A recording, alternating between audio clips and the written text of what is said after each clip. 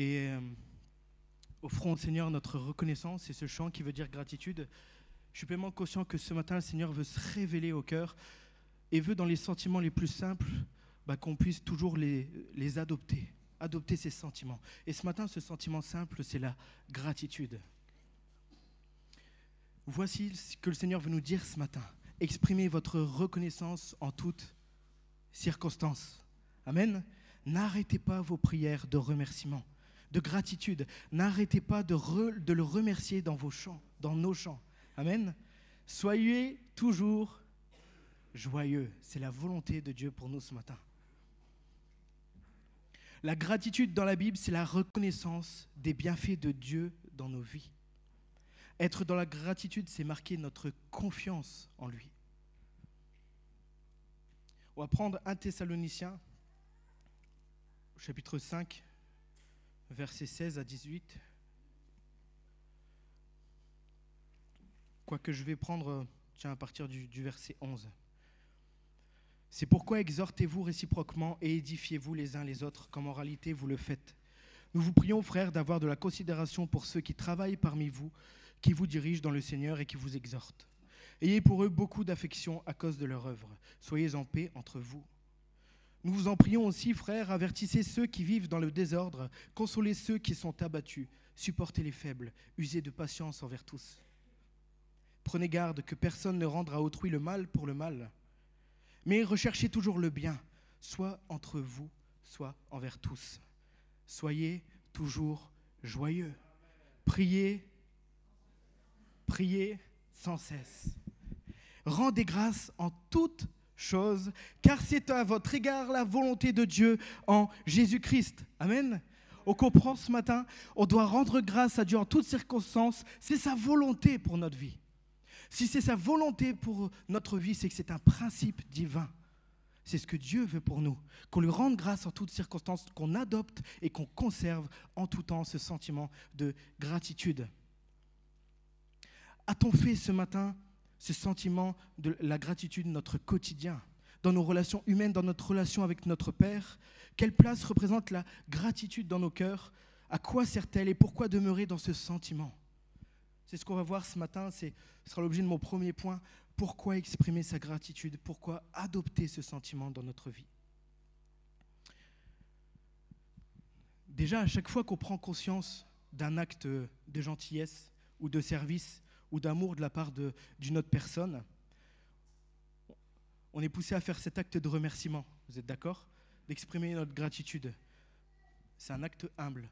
Reconnaître qu'on a eu besoin de la personne et reconnaître que son service nous a apporté de l'aide et lui dire merci. C'est un acte humble. Vous êtes d'accord avec ça? On est en capacité de reconnaître que l'aide qu'il m'a apportée a été précieuse. Donc déjà, ce sentiment de gratitude est fait pour les humbles et non pas pour les orgueilleux. Vous ne verrez jamais quelqu'un qui est orgueilleux, qui dit qu'il n'a jamais besoin de personne dans sa vie, justement faire preuve de gratitude et de remercier quelqu'un pour l'aide qu'il lui a apportée, alors qu'il croit qu'il n'en a pas besoin. Vous êtes d'accord avec ça? De même que Dieu ne pourra jamais se manifester sur un cœur orgueilleux, qui croit ne pas avoir besoin de lui. Un cœur ingrat. L'ingratitude, le contraire de la gratitude, on est d'accord? L'ingratitude est le contraire de la gratitude. C'est l'attitude qui consiste à ne pas avoir conscience ou à ne pas reconnaître que quelqu'un nous a apporté son aide ou son soutien. Ou pire encore, alors que nous savons qu'on nous a rendu service, à ne pas exprimer de remerciements en public ou en privé. Un manque de reconnaissance. C'est une définition du Larousse 2024. Donc pourquoi demeurer dans ce sentiment de gratitude? Pour ne pas tomber dans l'orgueil et toujours avoir ce cœur à cœur avec Dieu, ne pas être coupé de sa présence. Vous êtes d'accord avec ça? Adopter ce sentiment simple de remerciement tout le temps envers Dieu, c'est toujours être attaché, avoir les yeux fixés vers lui, demeurer dans ce cœur à cœur avec Dieu. C'est fou, non? C'est quelque chose de simple, souvent qu'on ne pense pas à faire des fois, mais le fait de toujours le faire préserve notre relation avec Dieu. Amen.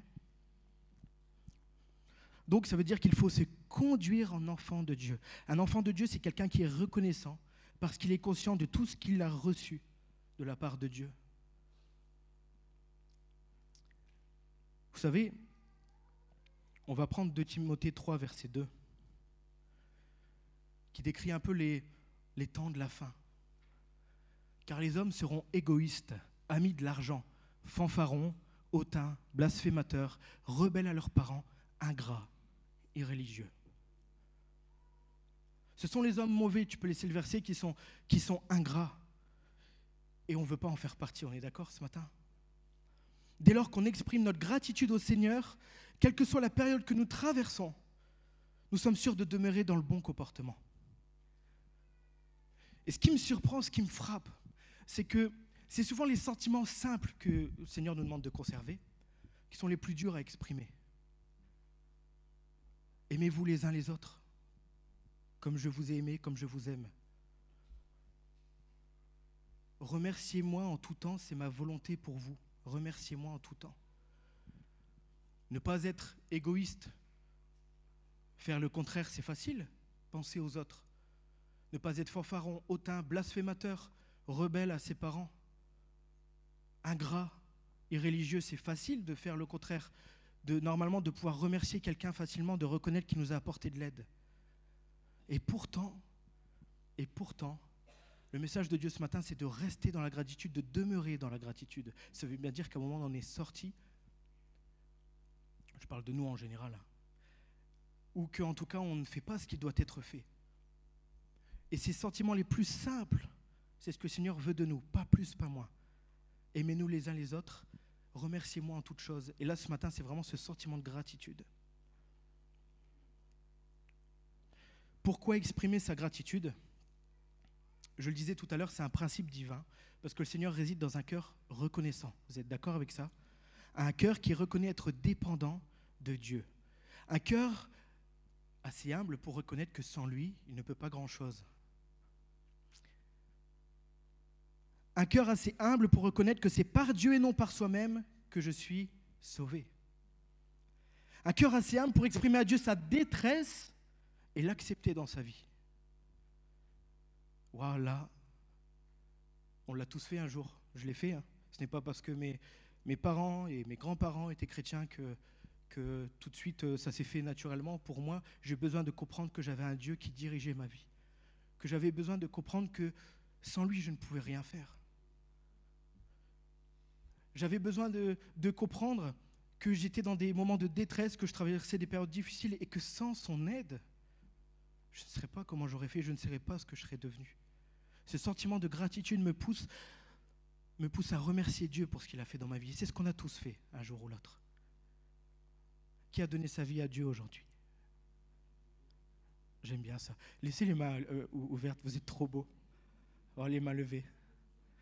Franchement, quand on a tous compris à un moment donné que sans l'aide de Dieu, nous ne pouvons rien et que nous avions besoin de lui dans notre vie. Ça met un baume dans notre cœur, ça nous fait du bien de reconnaître qu'il y a quelqu'un au-dessus qui n'est pas juste quelqu'un ou quelque chose, qui est notre Père, qui est notre ami fidèle et tendre, qui nous accompagnera pendant tout le déroulement de notre vie, qui sera toujours avec nous dans nos moments de joie, dans nos moments de deuil, dans nos moments de larmes, dans nos moments de rire, et reconnaître qu'il est tout-puissant. Rendez grâce en toutes choses, car c'est à votre égard la volonté de Dieu en Jésus-Christ. Pour prendre l'exemple de David, on va lire le psaume 28 ensemble. David savait qu'il fallait qu'il demeure dans ce sentiment de gratitude envers Dieu. C'était voulu de lui. De David, « Éternel, c'est à toi que je crie. Mon rocher, ne reste pas sourd à ma voix. De peur que si tu t'éloignes sans me répondre, je ne sois semblable à ceux qui descendent dans la fosse. Écoute la voix de mes supplications quand je crie à toi, quand j'élève mes mains vers ton sanctuaire. » David exprime sa détresse. David exprime son angoisse à Dieu. « Ne m'emporte pas avec les méchants et les hommes iniques qui parlent de paix à leurs prochains et qui ont la malice dans leur cœur. Rends-leur selon leurs œuvres et selon la malice de leurs actions. Rends-leur selon l'ouvrage de leurs mains. Donne-leur le salaire qu'ils méritent. Car ils ne sont pas attentifs aux œuvres de l'Éternel, à l'ouvrage de ses mains. Qu'il les renverse et ne les relève point. » Et là, David change. après la supplication, après la détresse, après l'angoisse. Bénis soit l'Éternel, car il exauce la voix de mes supplications. L'Éternel est ma force et mon bouclier.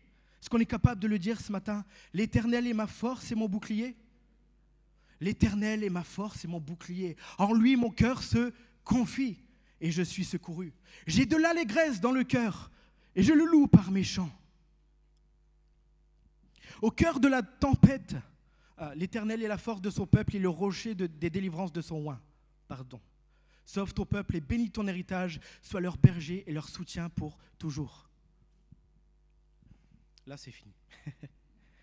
Au cœur de la tempête, ce que je veux dire, c'est que David se souvient de qui est Dieu et lui rend grâce de pouvoir le connaître et lui faire confiance. Pendant ce moment de détresse, d'angoisse et de peur, David dit « Mais mon cœur est dans l'allégresse ». Vous avez vu comment ça prend un tournant? De la peur, de l'angoisse, il commence à remercier Dieu, de ce sentiment de gratitude, et d'autres sentiments viennent en lui. La paix, la joie, l'allégresse. J'ai de l'allégresse dans le cœur et je le loue par mes chants. C'est beau, non? Demeurer dans ce sentiment de gratitude envers notre Sauveur, ça nous permet de prendre du recul pour revoir notre route, pour voir aussi tout le chemin qu'on a parcouru.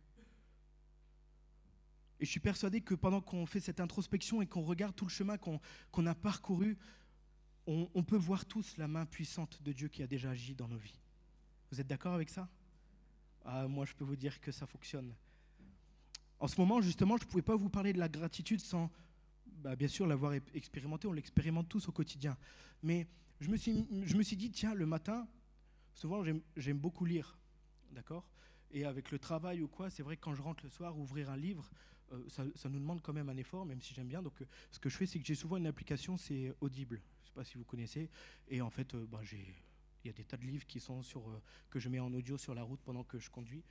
Et j'ai arrêté tout ça et je me suis dit ce matin, ça fait 2 semaines que je le fais, et je me dis, Seigneur, je vais prendre l'habitude de te remercier tous les matins. Pendant ce moment de voiture, ce moment où je suis au calme, où mes filles sont à l'école, sont à la crèche, tout ça, je me suis occupé d'elles, tout va bien. Hein. Maintenant, je suis seul, je suis avec toi et je te remercie. Alors j'ai commencé à remercier pour ce qu'il y avait autour de moi, pour ce que je voyais. Merci pour les arbres, merci pour les fleurs, merci pour ce beau ciel bleu, parce qu'il n'y avait plus de pluie. Merci pour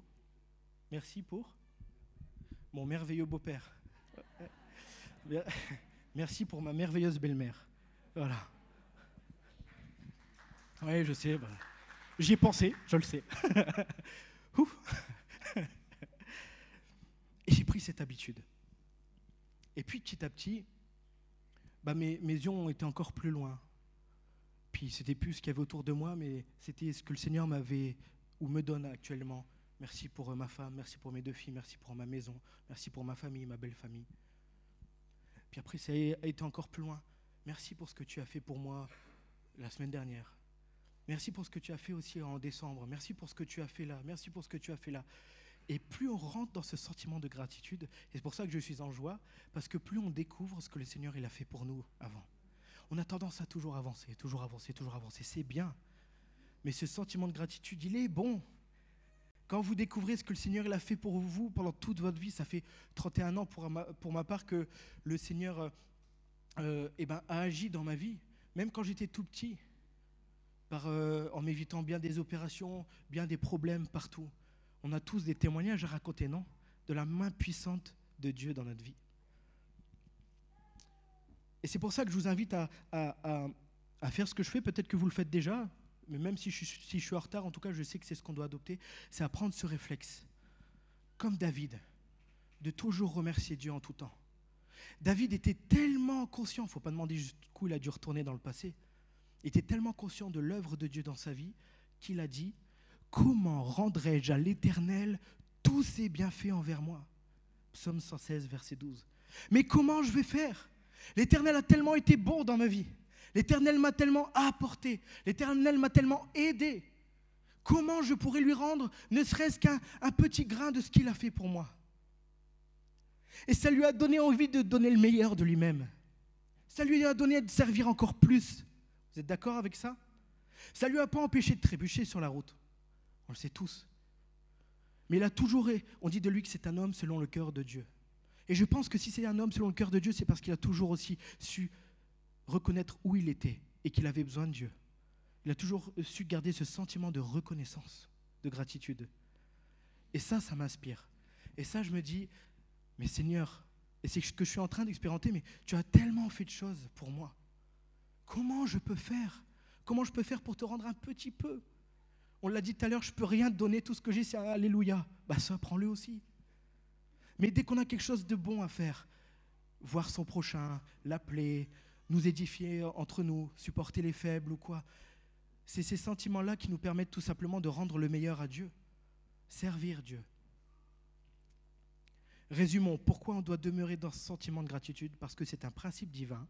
Et si tu veux que Dieu demeure en toi, il faut le remercier. Parce que c'est ce sentiment de gratitude qui te poussera à te surpasser, à donner le meilleur de toi-même et à rester humble. Vous voyez, un petit sentiment qui paraît simple, mais tellement profond. La gratitude, remercier Dieu en tout temps. C'est ce sentiment-là qui nous permet de demeurer dans la présence de Dieu, de lui donner le meilleur de nous-mêmes et de revêtir le caractère de Christ, rester humble. Même si nous devons demeurer dans sa gratitude, c'est aussi pour tous les bons sentiments que ça nous apporte. Et là, on va passer à des choses moins drôles peut-être, mais même dans la difficulté, la maladie ou la mort. Il arrive que de nombreuses choses arrivent sur cette terre. Je vais préférer lire ce que j'ai noté, sans que tu n'en comprennes le sens. Des proches tombent malades. Des proches meurent sans que tu ne saches comment ni pourquoi. Je sais que c'est ce qu'il y a de plus difficile. On a tous été une fois à un enterrement. On a tous été confrontés à ça, à ce deuil. Job aussi a été confronté à ça. Il avait une attitude semblable. Mais souvent, dans ces moments-là qu'on traverse, ces moments sombres, c'est là où la gratitude s'efface un peu, ou s'efface carrément. Où on a cette attitude de deuil, où on est renfermé sur nous-mêmes. Et ce n'est pas ce que le Seigneur veut. Dans les moments que tu traverses, dans les moments de trouble, même là, le Seigneur est là. C'est encore plus là où il veut agir et te montrer qu'il a sa main puissante dans ces moments-là. L'Éternel a donné et l'Éternel a repris, que le nom de l'Éternel soit béni. Je suis sorti nu du sein de ma mère et nu je retournerai dans le sein de la terre. L'Éternel a donné et l'Éternel a ôté, que le nom de l'Éternel soit béni. C'est tellement pas facile à dire. Mais on a besoin de comprendre que garder et préserver ce sentiment de gratitude envers Dieu nous permet d'affronter comme Job cette douloureuse épreuve qui est la mort d'un de nos proches. J'en parle ce matin parce que souvent on effleure le sujet, mais je sais que c'est ce qu'il y a de moins évident à affronter. Tu ne peux pas contrôler la vie d'une personne, tu ne peux pas savoir quand elle va mourir et comment empêcher ça. Vrai ou pas vrai? Mais tu peux prier, tu peux intercéder. Le meilleur moyen pour toi d'affronter ça, c'est toujours et en tout temps dire « Père, je sais que ce que je traverse actuellement, c'est très difficile. Ma maladie ou la maladie d'un de mes proches ou cette période de deuil que je traverse, c'est très compliqué. La vérité, Père, de toute façon, tu connais mon cœur, c'est que je ne sais pas comment agir. Par contre, je ne veux pas rester le cœur fermé. Je ne veux pas être enfermé sur moi-même parce que je sais que ça ne donnera pas les meilleurs sentiments. J'ai peur de me confier aux autres. Mais en toi, Seigneur, je sais que je peux me confier. Alors je t'ouvre mon cœur. Et c'est ça la gratitude, c'est ouvrir son cœur. Et là, de dire à Dieu, je suis impuissant. Je le regrette profondément parce que je ne veux pas que ça ou ça arrive à un de mes proches ou à moi-même. Mais je t'aime et je te remercie. Je te remercie parce que je ne sais pas ce qui va se passer, je ne sais pas ce que tu as décidé de faire, et certainement que ce que tu auras décidé de faire, je ne le comprendrai pas. Mais je te remercie parce que je sais ce que tu as fait pour moi. Et je sais ce que tu fais en ce moment. Et je sais que et je te demande, Père, de toucher mes proches, de faire ta gloire au milieu d'eux. Si je suis dans la détresse et que je ne comprends pas et je t'ai prié plein de fois pour cela, je m'accroche à ma victoire. Mais je te remercie pour ce que je traverse. Merci de mon état. Ce matin, j'étais dans un grand état de nausée, vraiment des envies de vomir. Vous pouvez demander à ma femme, c'était vraiment compliqué. Et je me suis dit, non, Seigneur, j'ai dit, je m'en fous, je continuerai à faire ce qu'il faut et j'irai et je serai à la présidence, je serai à la prédication si tu me veux là, voilà, j'y serai. Bon, c'est pas ces sentiments-là qui m'ont fait, en tout cas, que j'aille mieux. Ensuite, il y a eu la prière. J'ai prié personnellement. J'ai prié avec Bruno dans son bureau. On a prié avec tout le groupe de louanges. J'aime bien ce temps qu'on passe le matin. Et ceux qui sont de Sainte-Seine et la Sono. Je me suis dit, c'est bon, ça va mieux. Ça n'allait pas mieux, je ne vais pas me voiler la face. La prière m'a fait un grand bien, elle a changé mes sentiments. J'étais dans la paix par contre, et dans la joie. Même si j'étais encore un peu nauséeux. Et ce matin, c'est le dernier exemple de gratitude que j'ai, donc autant vous le transmettre. Mais ce matin, avant de commencer la louange, je sais que Manon était un peu dans le même état que moi. Elle est enrhumée, elle était enrhumée. Et je lui ai dit, comment ça va toi? Elle fait, ça va. Et j'ai dit, tu sais quoi? J'ai dit, moi aussi, je suis nauséeux. C'est toujours pareil. J'ai dit, par contre, je remercie le Seigneur pour cet état. Peut-être parce que c'est ce qui permettra de donner tout juste ce qu'il faut et pas plus et pas moins. Je ne sais pas les circonstances, mais je remercie le Seigneur pour ça. Je remercie le Seigneur pourquoi? Parce que je ne m'occupe pas de cet état de nausée et je sais que ce matin, ce que je veux, c'est le servir. J'ai dit, je te remercie Seigneur, je ne sais pas tes plans. Il ne m'est pas donné de combattre, il ne m'est pas donné là-dessus d'essayer de forcer les choses. On a prié et ce matin, juste merci. Merci parce que je suis là déjà ce matin. Et au moment où j'ai fini de parler avec Manon et que j'ai dit ces sentiments-là, j'en ai fait part à Bruno juste après, tout s'est enlevé. J'avais plus cet état de nausée, peut-être parce que j'avais encore besoin de comprendre que même dans cet état de douleur ou quoi, le Seigneur, il faut toujours le remercier. Vous voyez ce que je veux dire? Et ce matin, je me dis, mais pourquoi hésiter à exprimer sa gratitude à Dieu? C'est un acte simple, mais très profond. Et je sais qu'il est bien difficile de l'exprimer dans ces moments noirs que l'on traverse. Laissez les mots couler, voilà ce que j'ai écrit. La gratitude pour moi, même si je vous ai donné la définition tout à l'heure, pour moi la gratitude c'est ouvrir son cœur, c'est laisser les mots couler. Et justement, plus on prend l'habitude de préserver ce sentiment de reconnaissance, plus on aura de facilité à ouvrir notre cœur dans l'épreuve. On a tous vécu des jours sombres, des jours que l'on ne souhaite plus vivre, mais je sais que si on a tous l'habitude de conserver ce sentiment-là, dans ces phases de deuil ou d'épreuves énormes que l'on traverse, je sais qu'il ne sera pas difficile de toujours continuer à remercier Dieu. Mieux encore, est-ce que ça vous est déjà arrivé dans ces phases peut-être de deuil, d'épreuves que vous traversiez, en prenant l'habitude de quand même remercier Dieu, de voir qu'il a agi? C'est quand on conserve ce sentiment de gratitude-là, forcément nos sentiments de cœur, ils changent à l'intérieur. Il n'y a plus cette peur, il n'y a plus cette détresse, il n'y a plus cette angoisse. Il y a la paix et la joie de Dieu qui vient surpasser toute intelligence. Et qui vient et qui te permet de garder les bons sentiments. Et mieux que ça, te dire « Oh, mais je sais que tu agis là. Oh, mais purée !» Vous voyez ce que je veux dire, c'est qu'on voit que Dieu agit, qu'il a sa main puissante même dans cette épreuve, que celui qui ne conserve pas ce sentiment d'attitude aura comme les yeux voilés, enfin ce sentiment de gratitude, pardon, aura les yeux voilés, et se dira, mais où est Dieu dans l'épreuve que je traverse? Père, je crie à toi, qu'est-ce qui se passe? Où tu es? Mais il est déjà là, il opère déjà, tu n'as même pas eu le temps de parler qu'il était déjà à l'œuvre. L'Éternel ne se repose pas, il est toujours à l'œuvre. Vous y croyez ça?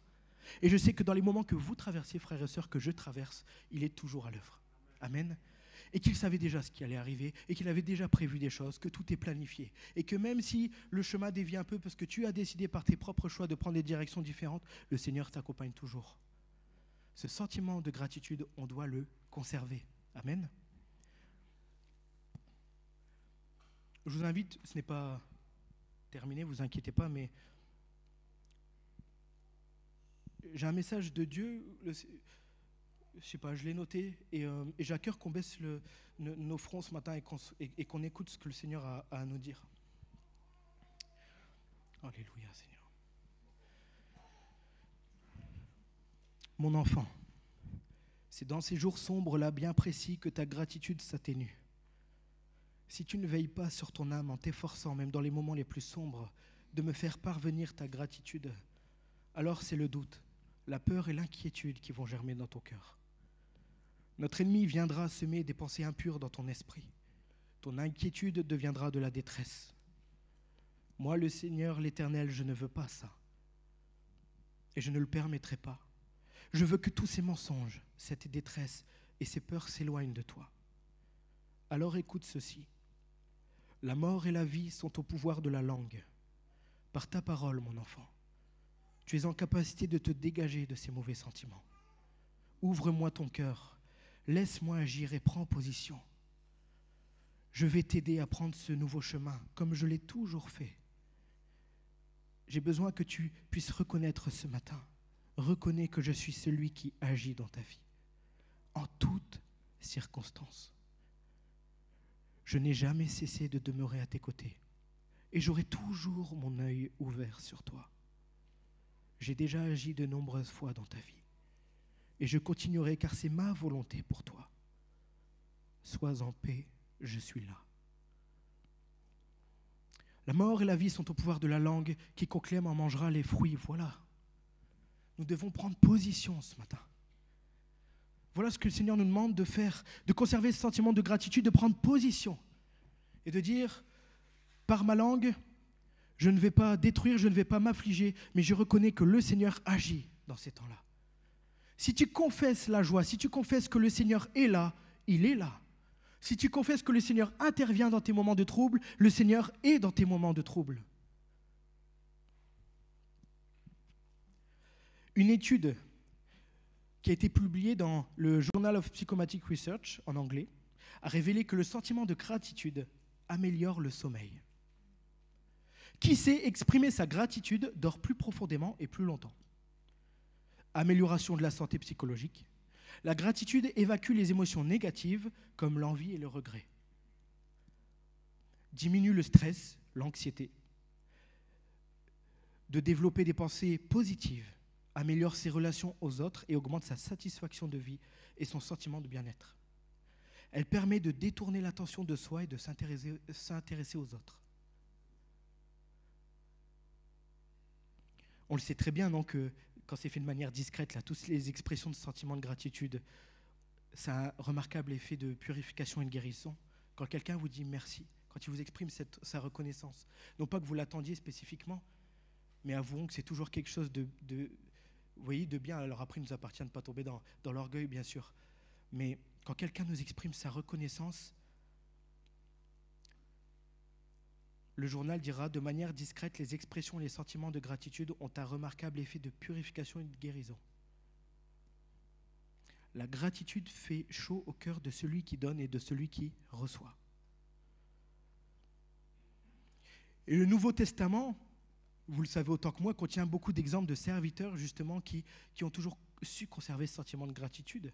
Même Paul, quand il était persécuté, a dit « Que Dieu soit remercié, lui qui nous fait toujours triompher en Christ et qui propage partout, à travers nous, le parfum de sa connaissance. » Que Dieu soit remercié.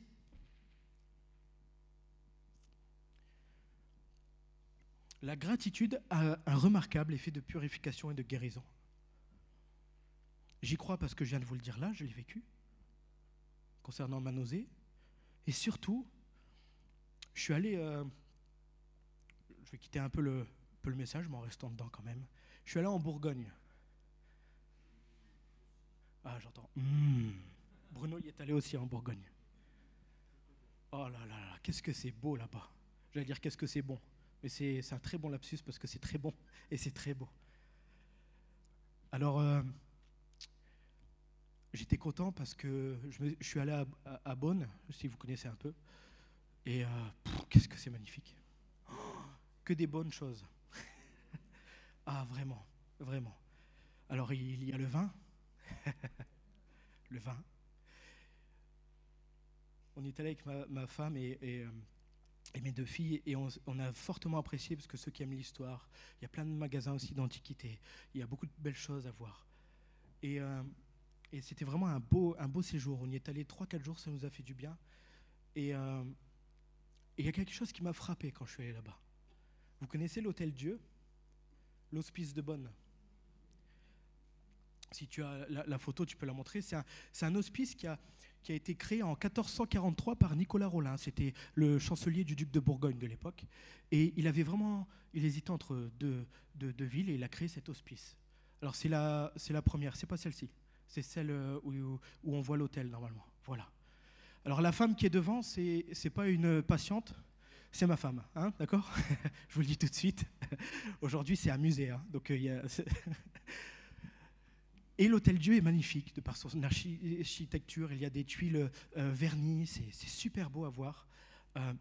Et c'est un hôpital viticole, premier hôpital viticole, 1443. Mais c'est quoi cet hôpital viticole? On rentre dedans pour guérir, c'est hop, allez mon ami.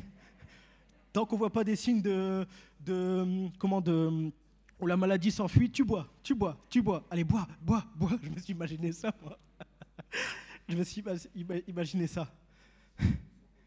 Et voilà, Bruno, il dit, je me sens pas bien. Alors tout de suite, c'est ce qu'on a envie de se dire. Oh non, pas du pommard, pas du mercuré. Oh non, du Gevrey Chambertin. Oh non. Et pourtant, j'ai été frappé parce que dans cet hôpital, Nicolas Rolin, il s'est dit, il y a la salle des pauvres là-dedans. Et en fait, le but, c'était de venir en besoin aux pauvres malades. D'accord ? Et j'ai été frappé parce que c'est un hôpital qui ne demandait pas... Vous voyez, souvent un hôpital, des fois, peut vivre avec des dons, des choses comme ça.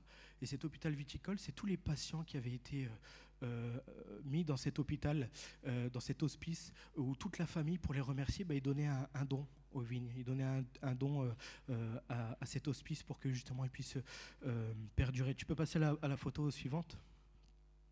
Oui, alors ça, c'est particulier. Non, j'ai fait exprès de la mettre, celle-ci, pour vous détendre. Il faut du très bon vin. Bon, ça coûte cher, mais voilà. Ça, c'est les caves. Je me suis peut-être trompé. Non, c'est bon, tu peux passer. Et là, vous voyez, c'est tous les lits. Tous les lits.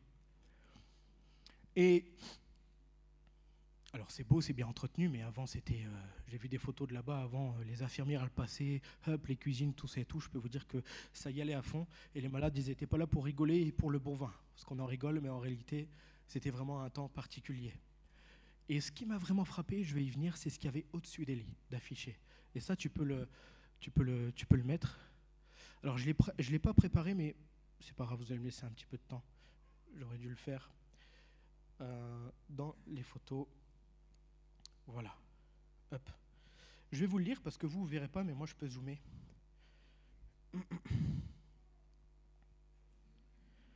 Et en fait, ces messages-là, c'était des messages d'espérance. Et vous allez voir, si vous êtes affligé dans ce monde par l'indigence ou par les maladies, souvenez-vous que Jésus-Christ, votre maître, a été ainsi traité dans tout le cours de sa vie pour aplanir et sanctifier la carrière des souffrances.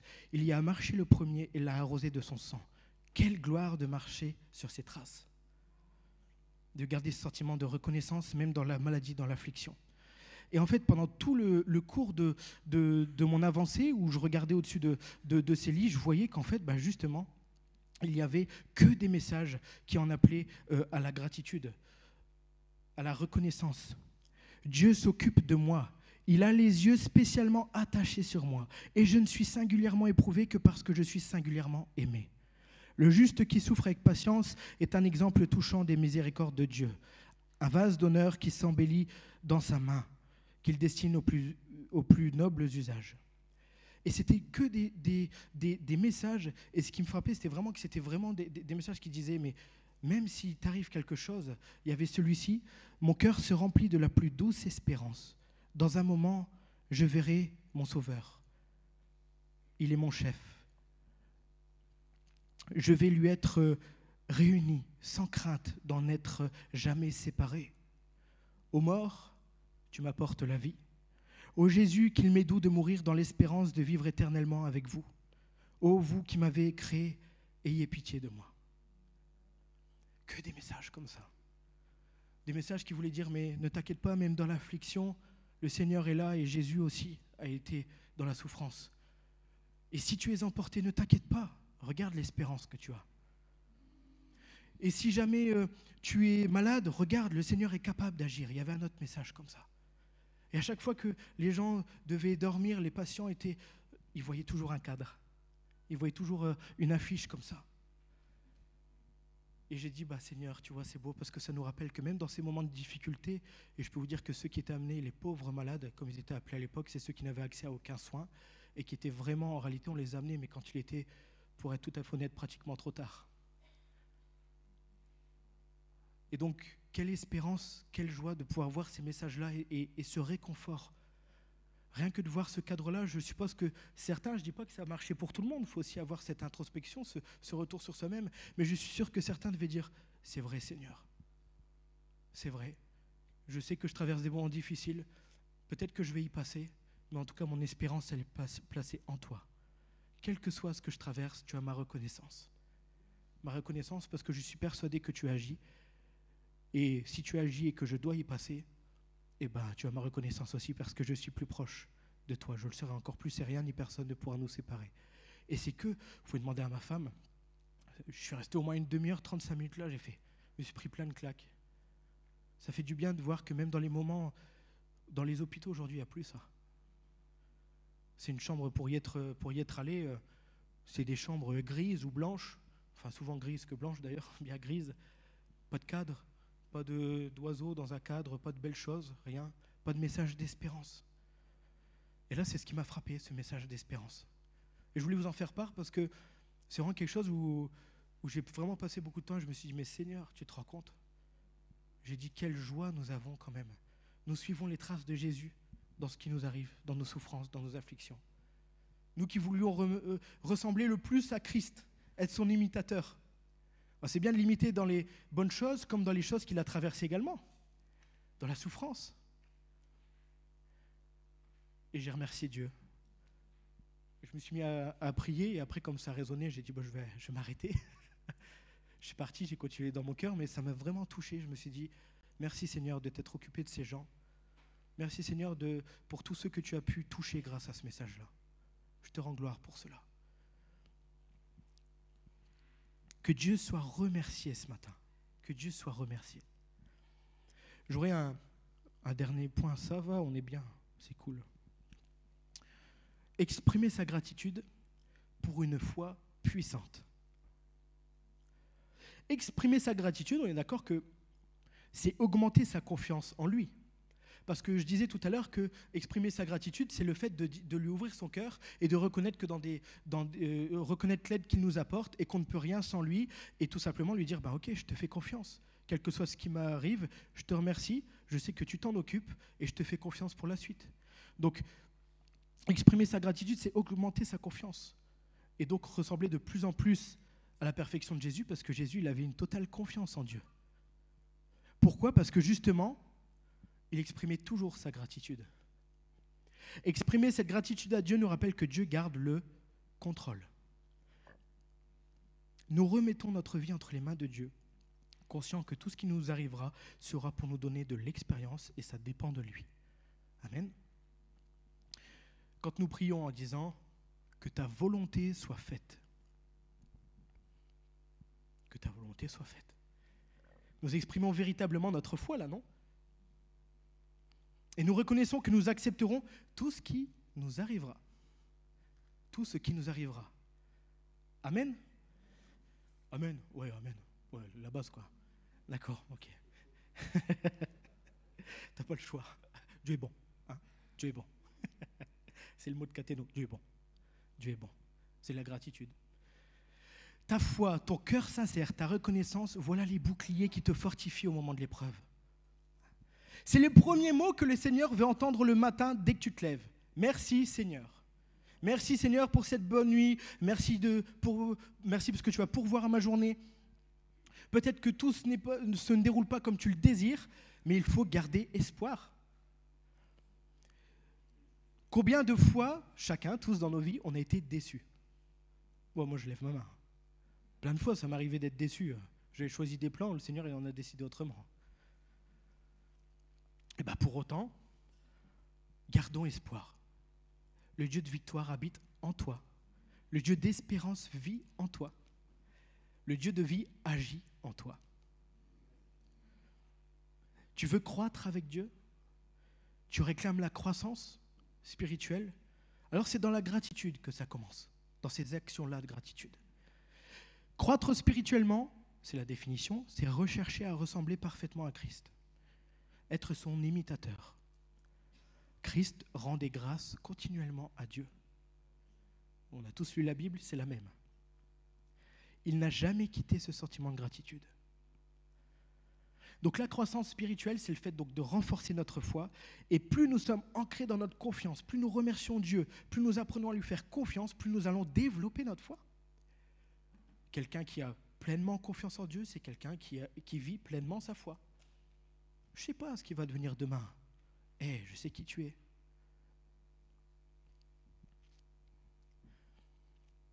Et plus on est établi dans notre foi, plus on affronte l'adversité dans nos vies avec aisance. Je ne dis pas que ce sera... C'est pas parce que vous êtes toujours dans ce sentiment de gratitude que quand il vous arrive une épreuve ou une douleur ou un deuil, vous allez dire « Ah ben non, je pleure pas, c'est bon, je suis dans la gratitude, ça n'a rien à voir. » Bien sûr que non. N'importe quoi, j'ai envie de dire.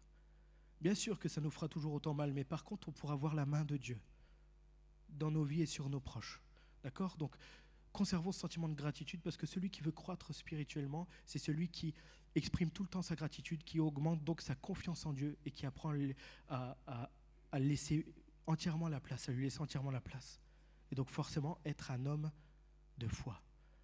Un homme selon le cœur, un homme et une femme, bien sûr. Un homme et une femme selon le cœur de Dieu, comme David.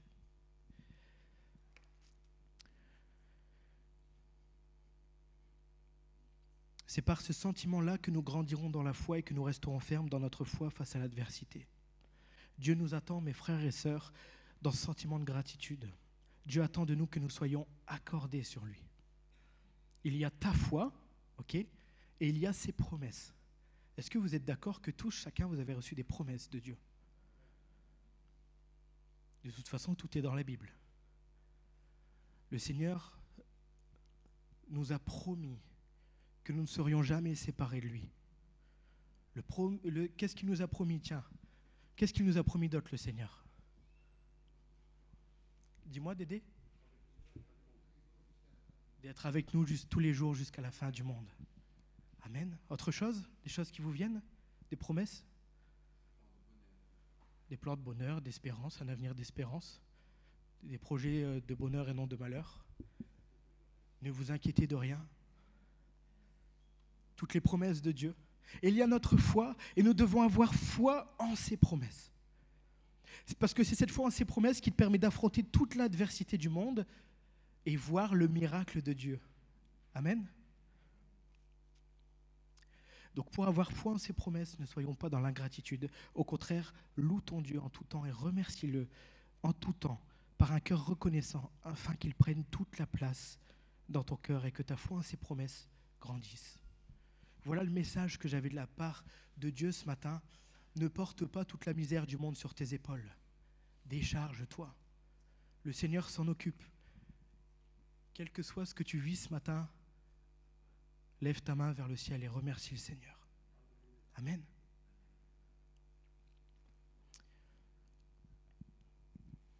Je vais inviter le groupe de louanges à venir. Et je voudrais qu'on prenne ce temps ensemble ce matin. C'est pour ça que je me suis arrêté un peu plus tôt. Je voudrais que chacun en puisse examiner. Je ne sais pas ce que vous vivez tous. Je sais un petit peu pour chacun. Mais j'aimerais qu'on prenne tous ce temps de dire à Dieu, même si ton cœur était actuellement fermé, et je sais que parmi nous, il y en a qui ont peut-être ce cœur fermé parce qu'ils se sont protégés. C'est normalement un sentiment normal de sécurité. C'est ce que fait l'homme, avec un grand H. Donc ça veut dire la femme aussi. Quand il nous arrive quelque chose, on se renferme, on met notre carapace. Quand il nous arrive quelque chose de douloureux, de stressant, de rude, qu'est-ce qu'on fait ? On se protège. Une tortue. Hop ! Et le Seigneur, justement, l'enfant de Dieu, agit différemment. L'enfant de Dieu continue sa route. Continue de marcher et il est conscient que Dieu agit. Et il ne ferme pas son cœur, il ouvre son cœur à Dieu. Et il adopte ce sentiment de gratitude et d'espérance, de foi, qui dit, je place Est-ce qu'on va réussir à le dire ensemble ce matin? Vous me suivez si vous voulez, vous répétez après moi. Je place ma confiance en toi. Amen. Je place ma confiance en mon Dieu. Je place ma confiance en Jésus. Je reconnais que je ne peux rien, mais que celui qui agit en moi peut tout. Amen. On va se lever ce matin ensemble, on va tous se lever et on va reprendre ce chant justement. J'étais content qu'on